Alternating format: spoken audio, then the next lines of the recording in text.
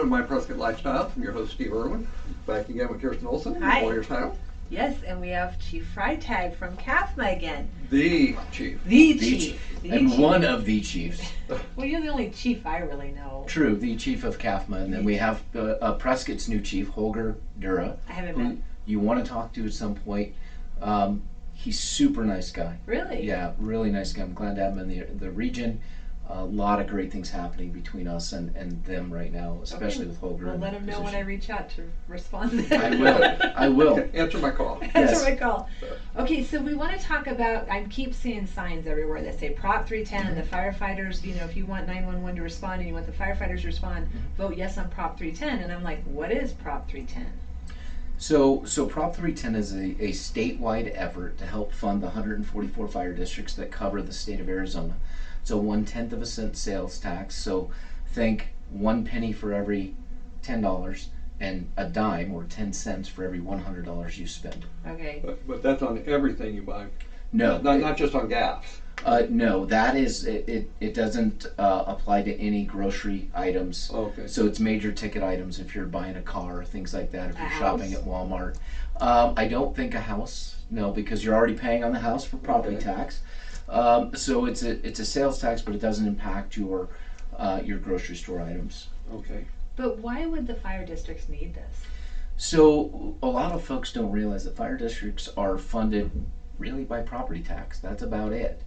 And when we look at property taxes, there's a regressive structure since Prop 117.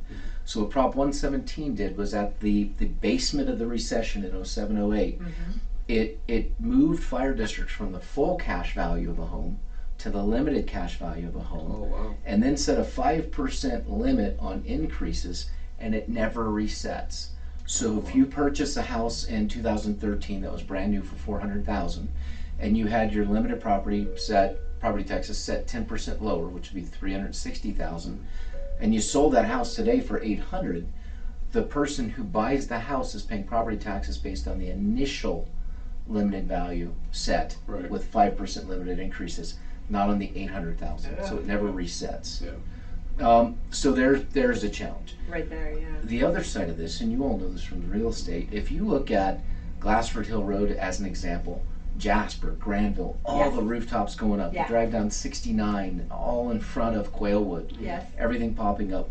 Folks think that we're just raking in money hand over fist because of all those new rooftops. Mhm. The reality is, from the day the home is finished until we actually start collecting property taxes on it is 2 years. Yeah. Right.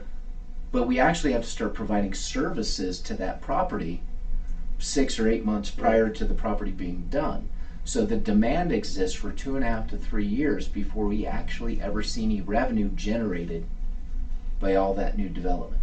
So basically what we're seeing is like we talked before, is you're seeing an increase in calls, more residents, more Sure. rooftops, but not more funds.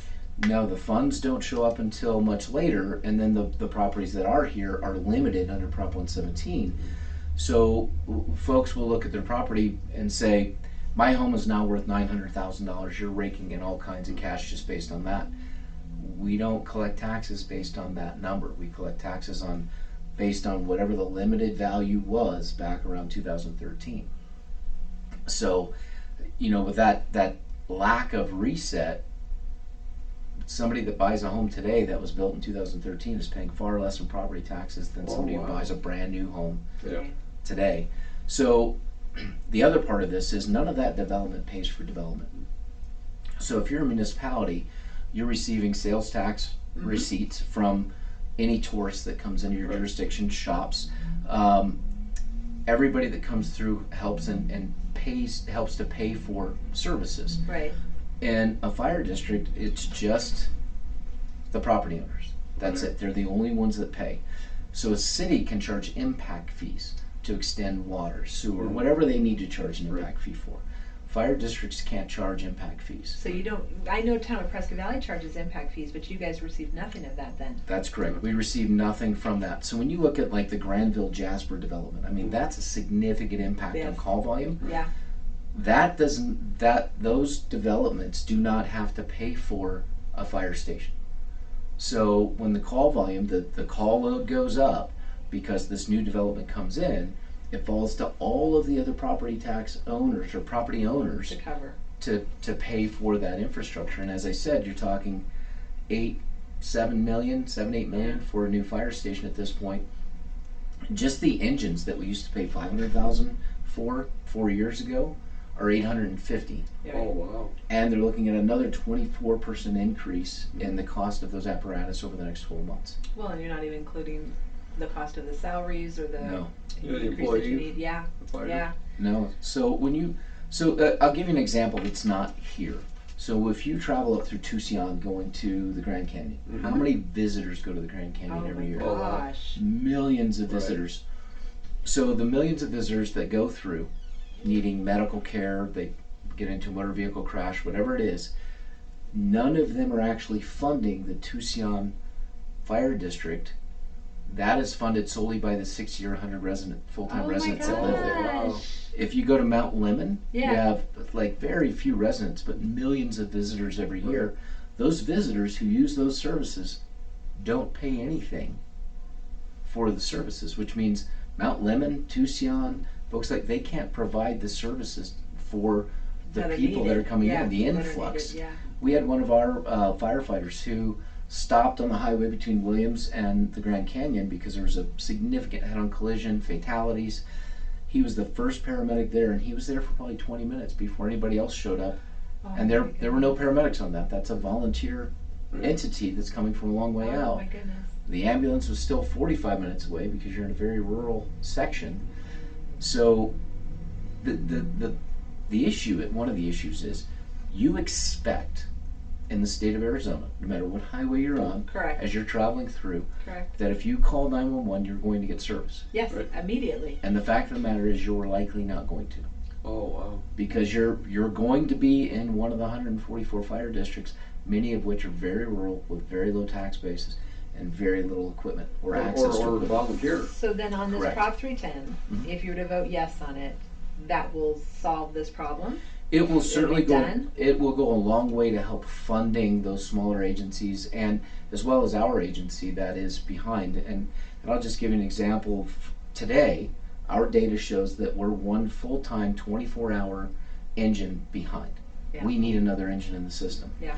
It's going to take me, based on property tax, 4 years of incremental tax increases to hire enough people to put another engine on. That doesn't include buying the capital, the engine itself, and it's not building a station. No. It's just putting an engine up and shoving it into a station that exists until we can find another way to fund the infrastructure.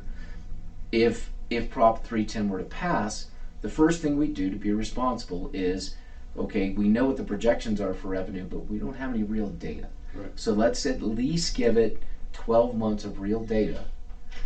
And then in that next fiscal budget, start planning out Where, how much, when. where, how much, when, based on real numbers. Right. Because we know this is a 20-year limit. We know we have to be responsible with the funds. We know we don't want to hire a bunch of people that if it sunsets in 20 years that we have to lay off because we don't have the funds to Yeah. keep them. So we just want to balance out and move. Hey, instead of taking this general revenue and putting it out of property tax and putting it into capital, let's move that into personnel and move some more of the sales tax into capital. So the money's collected from Prop 310. Right. And it goes to the state treasury and then they release it to the departments, or how That's that works? correct. Yep. Okay. Yeah, so it doesn't just come to us, it gets released to us on a monthly basis. So there's then no we have a plan. politician behind it making it, you're more important than another district or anything like that? No, and there's a formulary that's used Mhm. for each agency. So for us, our underlying districts are Central Yavapai and Chino Valley. Well, Central Yavapai under this formulary would be considered a large agency and would be capped at how much money they could bring in from the sales Okay. tax to ensure that those smaller rural agencies are getting their funding. Sure. So this, if Prop 310 passes, would certainly help us address some of the demand issues that we have today that we can't address. Now, when I say that it'll take me 4 years to incrementally increase the property tax rate to hire Right. people. Part of that is because I like my job. Right. I really do. And if I were to increase the tax rate in 1 year Oh, to cover 1.5, 1.7 million yeah. in additional You'll have a personnel, crowd come to your house. there will be, and then I won't have a paycheck anymore. Right. And so, but if it doesn't pass, then we're going to have to look at something to address the call You value still have to issues. address it, yeah. And if it's not 4 years, then there's going to be some significant property tax increases over a period of 2 or 3 years to get the funds, because we can't keep running our people the way that we are. But you do still write grants. You ask for grants. do. Yeah. And we were just denied. Oh. So we wrote for an assistance to firefighter grant to hire 5 additional personnel. Yeah. But remember, with those grants, they don't fully fund it anymore. Right. So it's 3 years. They fund a portion the first year, a smaller portion the second, and a much smaller portion the third year. And then you have to be able to pay for all those folks going forward. So while it's a big help, we still have to show that we're going to have enough revenue coming in at the end of those 3 years to cover those positions. And like I said, we put in for it this year, and we didn't get it. So we can apply for grants. It doesn't mean we're going to get the No, grants. they're never guaranteed. Yeah, when I worked for the county years ago, they would fund my position with different Mhm. grants. And suddenly with those new grants came new requirements I had to do. Right. And so the money's just not there. It Right. comes with a lot of times requirements that you have to do, that employee has to do something. Well, and the administrative work behind those grants, I know you know Chief Tharp, Yeah. Chief Dave Tharp, God love him. He is about ready to pull his hair out just on the last day of G grants. Every month they're asking for a different report, and he submits it. And then they're like, well, we didn't want the report in that format. We wanted it in this format. Oh my And, gosh. you're dealing with federal bureaucracy. So, but grants are a good way to try to fund To help some, it. even some infrastructure. I want to see us put in for a grant to build a fire station, Yeah. but does that mean they're going to give us $8 million to build the station? No. We still have to have a backup plan to fund the things that are needed in our area. Ongoing, yeah. And to be honest with you, and I'm just going to put this out there for everybody, I believe development should pay for development, and developers should start having to fund some of the infrastructure that's required because of the developments they create, and that means fire stations. Yep. Right. Those are one-time costs, they're not the ongoing costs.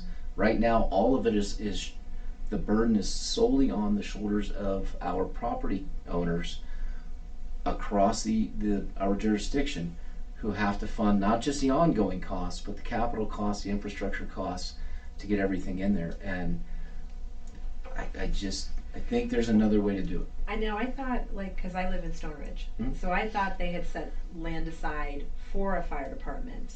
Oh, you mean the ditch? I don't know where it is. Yeah. I don't know where it is, so yes, it could be a ditch. It was but considered a navigable waterway of the U.S. Oh, wow. Now, I will say that we did go back because the Fain family had some property right off of Old Black Canyon, Yeah, right off the blacktop.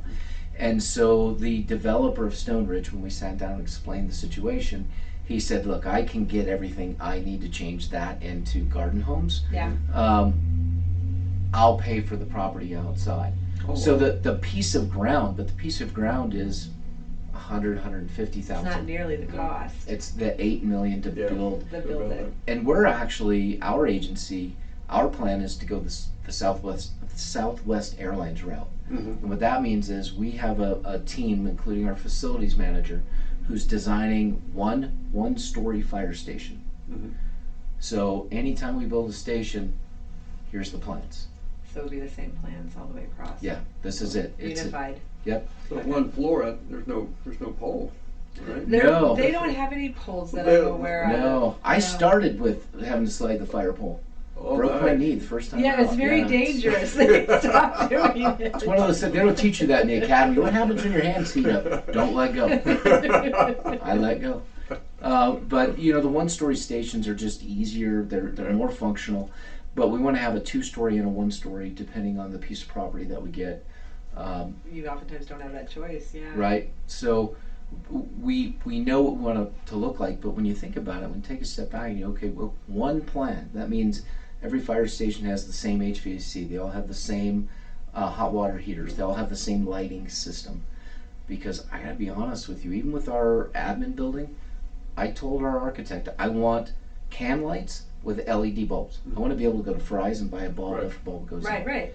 We're in mid-construction and the electrical contractor says it's going to be 16 weeks to get your lights. I'm like, a couple of weeks we had can lights with LED bulbs in them because it makes sense. Why am I going to California to order specialty bulbs? I'm going to use I provided focus and clarity. There you I'm gonna go. use I provided focus and clarity, and then We tried, and then these things happen. That's right. So, you know, when we look at Prop 310, I know there's never a good time for anyone to run a tax, and clearly I'm not here to ask anybody to vote one way or the other on it. I can't do that in my position. Correct. I do believe that people who travel through our area should pay for the services they receive. However that happens, they should have to cover it. If you look at the Prescott Valley Outdoor Summit, Yeah. great event. The Prescott Valley had lots of people in from all over. Yes. We put a UTV up with paramedics in it. We staffed up for the event.